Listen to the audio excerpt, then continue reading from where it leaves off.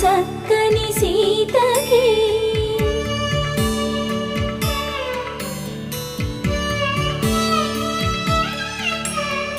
ఎర్ర జాబిలి చేయి రాముడేడని అడుగుతుంటే